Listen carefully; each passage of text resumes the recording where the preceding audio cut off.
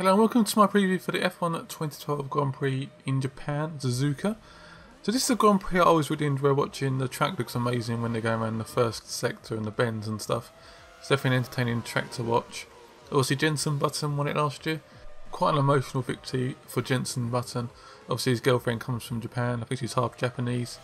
And yeah, it's obviously quite an emotional and very entertaining Grand Prix. And that was actually where Vettel actually won the championship last year. Obviously it's completely different this year, it's a lot closer. But we have Alonso at the top with Vettel just behind. Apparently Hamilton is still going for the championship, but obviously with all the speculation and stuff happening over the last week, it's going to be debatable as to whether enthusiasm as he has before. It'd be interesting to see what sort of the interviews come out of, like for Perez. Obviously Perez is very close to Sauber, but obviously McLaren's the better move for himself. So I'm entertained to see sort of how that goes. Now I start talking about my predictions for the race. I think the Ferraris might struggle a little bit. I think obviously Alonso is going to be able to perform fairly well because he's probably my driver of the year by quite some margin. So yeah, I think they'll do pretty well. He might get a podium or something like that. But I expect Vettel and the McLarens to be very, very strong this weekend. Very, very strong indeed. I'm actually going to go for a Vettel win. I think he's going to win and hopefully close the gap to Alonso.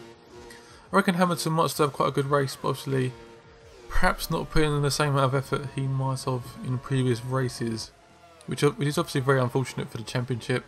I think he's still got a good chance of winning. I know he's 52 points behind, which is 2 race victories, but if Alonso crashes out or has a handful of very bad results, that'll put him exactly back into the running again. So I reckon the Mercedes again will struggle with their tyre wear. They may have a good qualifying, obviously I think their car set out for qualifying is fairly good, but I think they're going to struggle in the race with tyre wear. This is obviously something they're going to have to focus a lot on for next year. I mean, Hamilton isn't known for being very light on his tyres, so hopefully that will be sorted out as well. Next we'll probably talk about the Saubers. I reckon they're going to have a very, very good race. I think they're performing gradually getting better and better every race. I think Perez is in very good form so far. Obviously Kobayashi's probably gone down a little bit this year in my valuation of him, but I reckon he might come back and get a few good results. So I reckon they'll be solidly in the points, probably 6th or 8th, something like that. Very safe sort of predictions. So I think that's where they'll be. We also have the Renaults as well with Raikkonen, obviously running for the championship, and Grosjean. I reckon a car could suit that track. Apparently got a few more upgrades coming to finally push Raikkonen on further into the championship and hopefully close that gap to Alonso. So the Williams have had a very up and down season so far, with Senna not performing particularly that well. I think he'll probably go next year, but that's for another conversation. Maldonado will probably have a pretty good race, probably getting the points or something like that, I reckon. I think he's slowly sort of starting to control his tempo and his sort of the way he races. I don't think I've spoken about Mercedes so far. Obviously with Michael Schumacher leaving the team, that's going to be a little bit awkward. Might be going to Sauber, so that'd be fairly interesting to see how that develops. Will he give away any sort of clues as to whether he might be going there? I reckon the McLaren will be performing fairly well. Obviously with Lewis Hamilton leaving the team, that's going to be a little bit awkward. I reckon there's a little bit of friction between Jenson Button and Lewis Hamilton.